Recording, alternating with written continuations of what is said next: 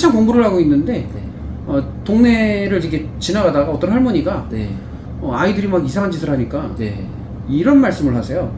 쟤들이 뭘 잘못 먹었나? 아. 왜 이 지랄이야? 하고서 소리를 꽤 지르시더라고요. 야, 네. 네, 그래서 저는 그 소리를 들으면서 그냥 할머니가 던지는 소리였지만 공부를 하고 이제 거기에 야. 집중돼 있었잖아요. 이게 그러니까 또 연관이 딱 되네요. 네, 그래서 그래, 먹는 거에 의해서 네. 몸도 마음도 뭔가가 바뀔 수 있겠구나. 네. 음식으로 질병을 치료하고 있는 푸드닥터 정대희 박사라고 합니다. 몸의 문제, 마음의 네. 문제, 관계의 문제 이런 것들을 풀어주는 역할을 하고 있습니다. 어차피 우리가 몸을 먹는 거에 의해서 몸이 만들어졌으니까 그러면 병도 아니면 질병도 마음도 모든 것이 음식으로 인해서 우리가 생겨나겠구나. 이걸 한번 좀 더 알아보자. 예, 그게 시발점이 돼서 그게 한번 쉽게 말하면 유레카한 거죠. 그래서 이제 번뜩이는 뭔가가 딱 왔죠. 그래서 이제 그래서 시작해서 음식이 어떠한 연관과 영향력을 행사하는지를 이게 조사하기 시작합니다. 그게 이제 굉장히 오래된 거죠. 음식 공부를 또 하신 거네요. 네, 그렇죠. 그래서 이제 현대 영양학과 그 다음에 우리 옛날 선조들이 갖고 있는 그 체질학, 예, 그리고 그 바탕에 있는 한의학, 이런 것들을 하고 현대에서 보면 이제 우리 신체를 다 이렇게 스캔하고 뭐 MRI 찍든지 뭐 이런 거를 해서 이제 신체에 대한 구조를 잘 이해하고 있잖아요. 그러니까 이제 그런 거와 또 영양 성분, 그래서 뭐 비타민이라든지 미네랄이라든지 이런 거를 같이 결합을 해서 이거를 어떤 합일점을 찾기 시작합니다. WHO에서는 기준이 2.8리터라고 하더라고요. 와. 성인 기준으로. 2.8리터 하루에요? 네. 와. 그런데 그렇게 마시는 분들이 거의 없죠.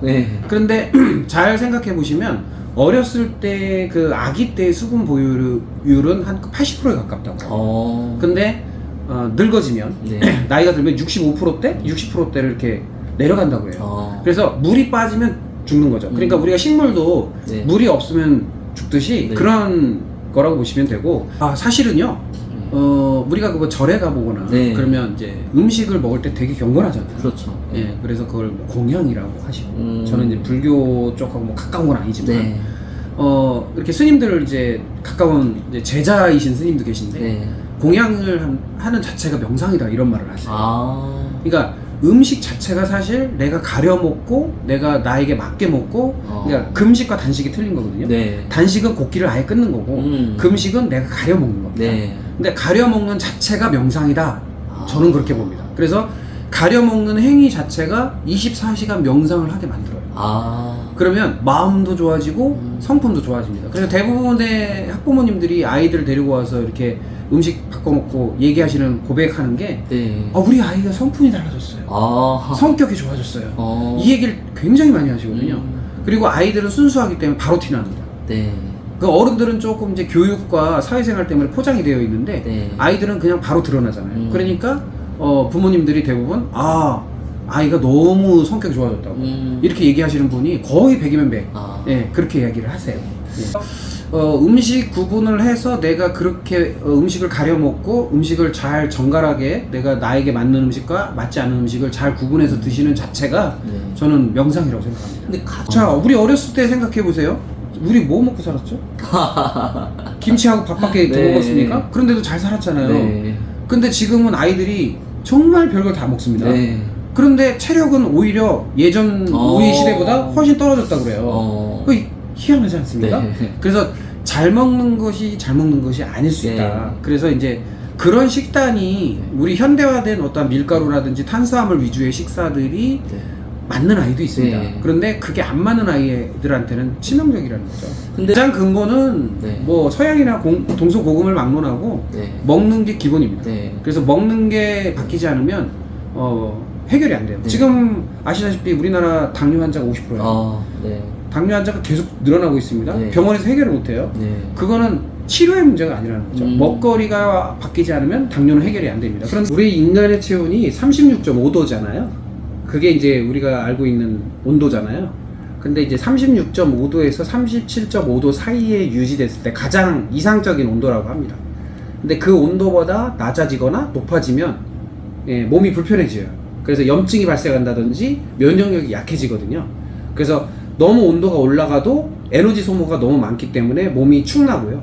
너무 내려가면 염증 반응이 많아지기 때문에 몸의 대사 능력이 떨어집니다. 일단은요, 우리가 다이어트가 굉장히 오해를 하고 있어요. 뭐 풀 먹고 뭐 현미밥 먹고 소위 말해서 탄수화물을 줄이고 뭐 이런 것들을 하면 살이 빠진다고 생각을 하는데 전혀 그렇지 않습니다. 왜냐하면 풀만 먹고 살이 찌는 분도 많아요. 저 코끼리가 풀 먹고 살이 쪘잖아요. 그래서 4톤이나 되는 동물이고요. 소는 뭐로 살이 찌죠? 이렇게 생각해 보면 나는 풀을 먹었을 때 살이 찌는 체질이구나 하는 분도 계십니다. 그리고 고기를 먹었을 때 살이 찌는 체질도 있고 또는 탄수화물을 먹었을 때 살이 찌는 체질도 있습니다. 그래서 나에게 살을 찌게 하는 게 무엇인지를 알아보시는 게 중요하고요. 그것을 피하는 것이 다이어트의 핵심 포인트입니다. 그래서 건강식품을 선택할 때는 나에게 맞는 건강식품을 선택하는 것이 중요합니다. 만약에 나에게 맞지 않는 건강식품을 선택하게 되면 치명적인 안 좋은 영향을 줄 수가 있어요. 특히 제가 이제 경험상 말씀드리지만 비타민C 남용을 하게 되면 췌장에 무리를 줄 수가 있고요. 오메가3를 남용하시게 되면 혈액이나 혈액암 이런 쪽에 문제가 생기는 경우도 많이 봤습니다. 그래서 우리가 오메가3나 비타민C를 사보시면 그 겉에 케이스에 부작용이라는 게 꼭 쓰여 있습니다. 그래서 착각하시는 것들이 비타민C는 무조건 좋을 것이야 라고 생각하시면 안 됩니다. 왜냐하면 그 연구 사례가 있는데 여러분들이 찾아보시면 알지만 비타민C 남용하고 이제 검색만 해도 500ml 이상 먹으면 몇 ml 이상 먹으면 세포 파괴가 일어난다 뭐 이런 논문도 많고요. 그래서 어떠한 좋은 거라고 했을 때 무조건 좋은 게 아니라 자기에게 안 맞는 것은 결국에는 악영향을 줄 수 있다. 그래서 비타민C도 잘 자신한테 맞는 것이 무엇인지를 찾아내는 것이 중요합니다. 제일 문제는 뭐냐면 여러분들은 생각하기에 물이 음료수라고 생각을 해요. 그래서 커피나 뭐 콜라나 사이다나 이런 것을 먹었을 때 물을 먹었다고 착각하시는 경우가 많습니다. 쉽게 생각하면 콜라나 사이다나 커피로 설거지하지 않습니다. 그러니까 여러분들이 그거는 음식이고요.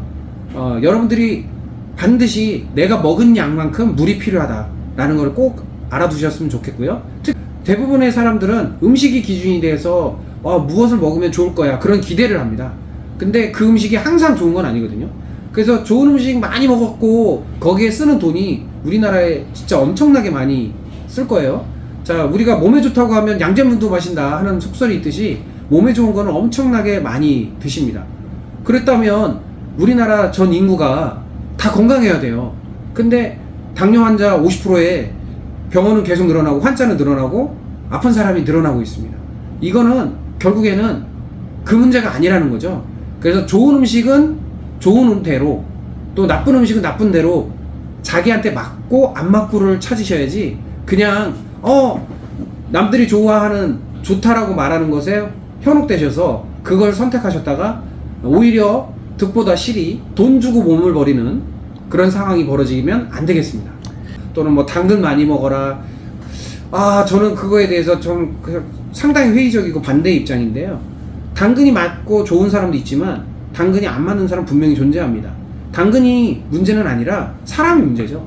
사람에 따라서 좋은 음식이 있고 나쁜 음식이 존재하는 것인데 특정 물질이나 특정 음식이나 특정 식물이나 채소 또는 그런 것에 기준을 두고 평가하는 것은 좀 바람직하지 않다라고 생각합니다. 내 몸을 먹는 거라든지 운동하는 거라든지 나의 컨디션을 한번 몸의 일기를 한번 써보시는 것도 좋을 것 같습니다. 그래서 대부분 제가 이제 이렇게 상담이나 또는 어떤 프로그램을 하게 되면 몸의 일기를 좀 써보라고 하거든요. 그러면 1, 2주 정도 이렇게 써보시면 뭐라고 하시냐면 내가 너무 편중되게 먹고 있었구나, 내가 편식을 하고 있었구나, 또는 내가 너무 과잉하게 많이 먹고 있었구나, 또는 나는 너무 안 먹고 있었구나, 이런 걸 발견하시더라고요. 그래서 솔직히 말씀드리면 3일 전에 내가 뭐 먹었는지도 기억 못해요, 사람들이. 그 정도로 나의 몸이 소중하고 나의 몸이 중요한데 내 몸에 뭐가 들어오는지도 잘 기억을 못하는 경우가 많습니다. 그렇다면 얼마나 혼탁하게 몸이 되겠어요. 그래서 내 몸에 대한 관심을 좀 기울이는 것이 좀 필요하다, 저는 그렇게 생각합니다. 일단은요, 나의 몸을 정확하게 아는 것이 중요합니다. 내 몸이 필요로 하는 것이 무엇인지, 나에게 필요로 하는 음식, 나에게 필요로 하는 환경, 나에게 필요로 하는 직업, 내가 잘 맞는 어떠한 취미생활, 이런 것들이 전반적으로 다 한꺼번에 잘 이루어져야 된다고 저는 생각을 해요. 그래서 특히 먹거리 문제는 몸에 가는 것이고, 그리고 나의 맞는 일이나 또는 나의 그 맞는 환경은 정서적인 거잖아요. 이런 것들이 맞물려서 잘 조화를 이루었을 때 가장 큰 효과를 누린다고 생각을 해요. 편안하게. 근데 먹는 건 잘 먹고 있는데 환경은 안 좋아, 또는 환경은 좋은데 먹는 게 안 좋아, 이렇게 불균형하거나 아니면 이질감이 있는 상태로 계속 어떤 환경을 끌고 간다면, 또는 먹거리를 끌고 간다면 몸은 당연히 안 좋아지겠죠. 그래서 좋은 환경과 좋은 먹거리, 그리고 좋은 나한테 맞는 일, 이런 거를 했을 때 가장 좋은 편안한 삶이 되지 않을까, 그렇게 생각합니다. 일단은 근골격계가 좀 부실한 분들은 안 하시는 게 좋고요. 특히 심장과 폐가 약하신 분들은 안 하시는 게 좋습니다. 그래서 특히 심장의 능력이 원래 선천적으로 약한 분들이 있어요. 그래, 그런 분들은 심장을 혹사하게 되면, 쉽게 말하면 이제 언제 멈출지 모르는 거죠. 그 말을 생각해 보시면, 말이 사정없이 달리다가 쉬지 않고 막 달리다가 자기 심장이 멈추는지도 모르고 달린다고 하지 않아요? 그런 것처럼 인간은 그런 걸 인지하기가 쉽지가 않습니다. 그래서 가끔 보면 뭐 텔레비전에 가끔 나오죠. 뭐 조기 축구 하다가 돌아가시거나, 또는 심장마비로, 그 다음에 뭐 산행을 하다가 돌아가시는 분들이 간혹 있는데, 그런 분들이 보면 나의 심장과 체력, 그 다음에 장기의 능력을 알지 못한 상태로 과도한 운동을 했을 때 그렇게 나타나는 경우가 있으니까 그런 부분을 좀 조심하셔야 될 것 같습니다. 지금 이제 풍요로워진 세상입니다. 사람 살만한 세상이 됐죠. 그래서 사람 사는 세상이 됐는데 모든 게 편리해졌고 물질적으로 완전히 뭐 고도화 되고 스마트한 세상이 됐어요. 근데 문제는 뭐냐면 사람 살리는 세상은 아니라는 거죠. 물질 중심으로 해서 내 몸을, 내 마음을, 또는 나의 관계를 돌보는 삶이 아니라 내가 소유한 거, 내가 가지고 있는 거, 이것에 집중되어 있는 삶입니다. 그러다 보니까 가치의 혼선이 왔어요. 그래서 물질 만능 시대라고 할 정도로 그렇게 돼버렸죠. 그래서 WHO에서도 건강의 조건에 처음에는 신체적, 정신적, 그 다음에 관계적, 사회관계적 건강만 한 게 아니라 지금은 가치를 말하는 영적인 건강까지도 추구해야 된다. 이게 왜 나왔겠어요? 그만큼 가치 혼선이 굉장히 많아진 세상이 됐습니다. 그래서 저는 사람 사는 세상을 넘어서서 사람 살리는 세상이 돼야 된다. 그래서 자기를 돌보고 자기한테 관심을 갖고 자기에 대한 어떤 사랑이 있어서 나에 대한 관심과 사랑을 통해서 자기를 돌보는 삶이 돼야 된다, 이렇게 보고 있고요. 그런 삶이 되도록 제가 지금 실천하고 있습니다. 그래서 스스로가 어떤 것이 맞고 안 맞고, 그 다음에 나에게 필요한 게 무엇이고, 이것을 자각하는 분들은 거의 없거든요.